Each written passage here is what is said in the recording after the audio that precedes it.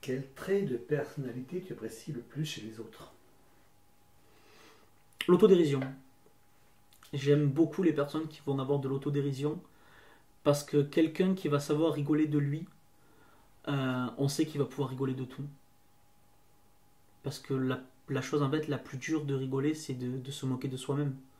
Dès qu'on peut se moquer de soi-même, on sait que on peut se moquer de tout le reste. Voilà. Donc c'est vraiment la particularité que j'aime le plus chez les gens, c'est quelqu'un qui va pouvoir avoir de l'autodérision sur lui-même parce qu'on sait qu'on va passer un bon moment. Voilà. Et quel est le trait de personnalité que tu détestes le plus? Les monsieur je sais tout. Les gens qui, en fait, peu importe les informations ou les faits que vous allez apporter, euh, ils auront raison. Voilà. Donc, sans vous dire pourquoi, sans vous expliquer comment, mais ils vous diront que ce que vous dites c'est faux, ce que vous dites pardon c'est faux, et que eux ce qu'ils disent c'est vrai. Voilà. Et ces gens-là, pour moi, ils sont pas, ils apportent rien. En fait, dans une discussion avec une personne comme ça, vous allez vous essayer d'enrichir cette personne, mais vous aussi de vous enrichir. C'est le but d'une discussion. Sinon, on n'appellera pas ça une discussion, parce que 10 ça veut dire à deux. Et tandis que, enfin, ça n'a pas d'utilité de parler avec ces gens-là. Donc c'est vraiment les choses que je déteste le plus, c'est ça. C'est les personnes avec qui on peut pas, on va dire dans le langage courant, on dira on peut pas parler avec lui. Il a toujours raison. Voilà, voilà le trait de personnalité que je déteste le plus.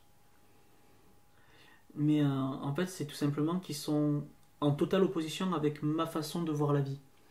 J'ai toujours dit que le jour où je mourrai, le plus tard possible, mais le jour où je mourrai, je veux me dire j'ai appris tellement de choses, j'ai tant appris. Voilà, je peux mourir parce que je sais énormément de choses. Et en fait, ces personnes-là sont en totale opposition avec ma façon de voir la vie. Parce qu'ils se disent du coup, ben, s'ils savent tout, on n'a rien à leur apprendre. Donc ça veut dire qu'ils ont déjà atteint leur maximum. Donc pour moi, ça n'a aucune utilité en fait. C'est le but le but de la vie, pour moi la vie c'est un chemin. C'est quelque chose où en fait on va découvrir petit à petit.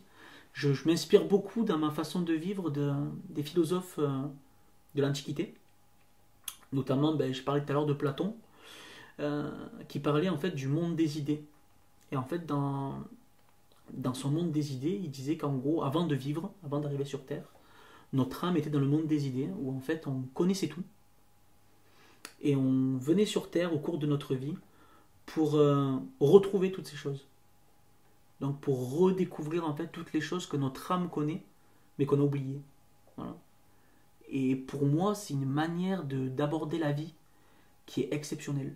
Parce que ben, du coup, on va passer toute notre vie à découvrir des choses et à leur donner en fait, à donner de l'importance à chaque chose qu'on va voir. Chaque petit mouvement qu'on va apprendre à faire, chaque petit geste qu'on va découvrir, chaque fleur qu'on va voir chaque mot qu'on va apprendre, chaque moment. Et c'est pour ça en fait que les monsieur je sais tout, du coup, j'ai autant de mal avec eux parce que ben, je me dis si toi tu sais tout, en fait, qu'est-ce que tu fais là? Et pour quel défaut tu as le plus d'indulgence? L'ignorance. Parce que l'ignorance en fait c'est juste qu'on on vous a pas apporté la connaissance qu'il fallait.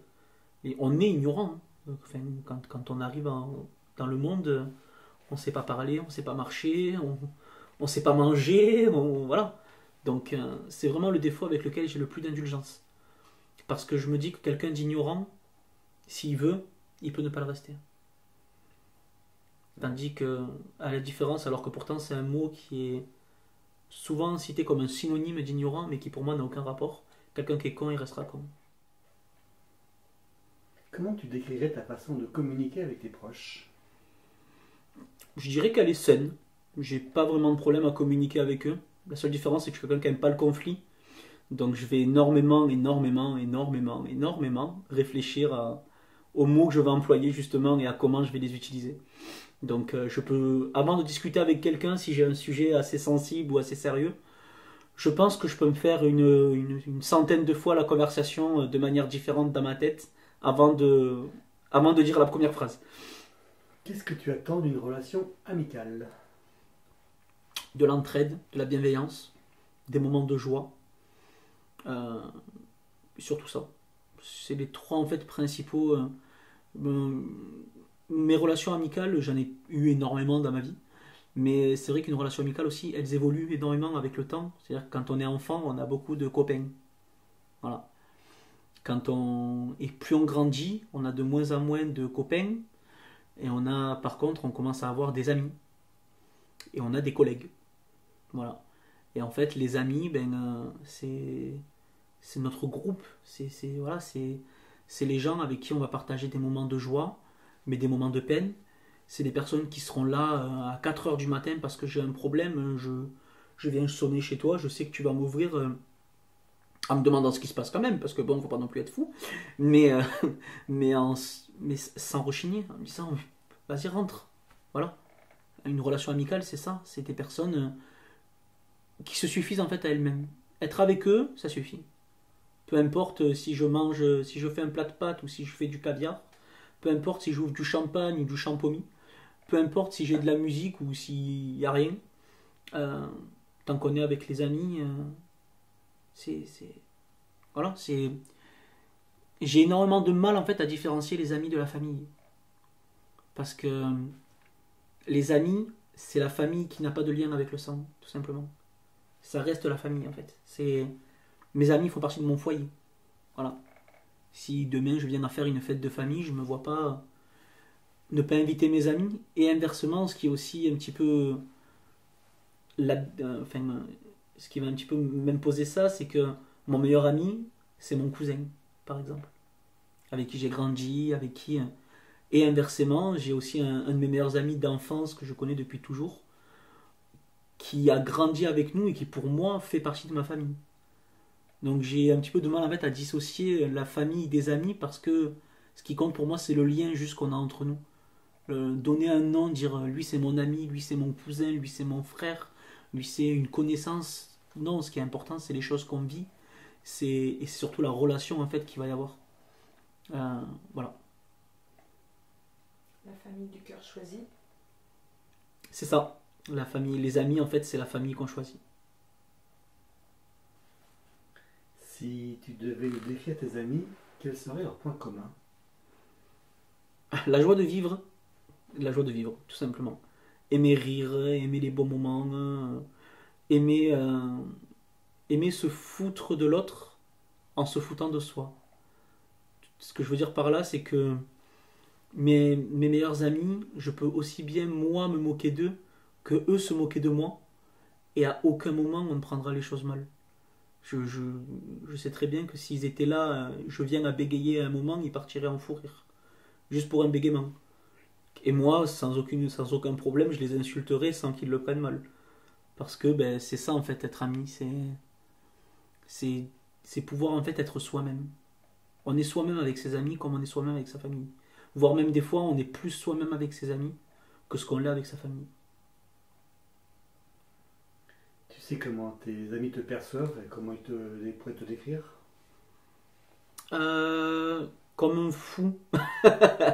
Non, mes amis, je pense, ils me décriraient comme quelqu'un en fait qui aime la vie, un petit peu comme je me décrirais moi-même, comme quelqu'un qui aime la vie, qui est accueillant, qui est bienveillant, qui est gentil.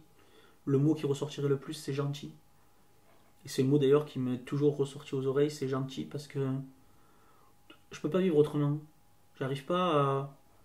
Les rares fois où j'essaye d'être méchant, on va dire, où je me dis, là je vais être méchant, je dirais pas que je le regrette après derrière, mais je sens que c'est pas moi. J'ai ce besoin en fait d'être bien avec les gens que j'aime. Je peux pas leur faire du mal. C'est impossible. C'est dur. C'est contre nature, comme diraient d'autres pour moi. Voilà. Au cours de ta vie, quelle a été ta plus belle rencontre amicale? J'en ai eu plusieurs. J'en ai eu plusieurs rencontres amicales. C'est en fait toutes les personnes que j'ai croisées, comme je disais tout à l'heure, m'ont apporté quelque chose. Et toujours bizarrement au moment où j'en avais besoin. Après, il y en a qui durent depuis plus longtemps que d'autres. J'ai eu mes amis de lycée, par exemple, où on a gardé contact sans se voir souvent, mais où on garde contact. Et j'ai mon meilleur ami que je connais depuis que j'ai 2 ans, et qui était présent à mon mariage, qui était présent au baptême de mon fils.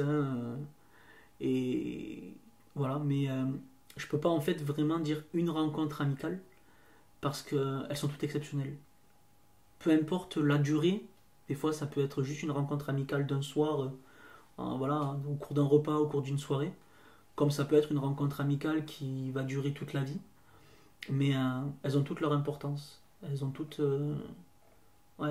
en fait une valeur qui va être différente, mais qui va être aussi importante pour autant.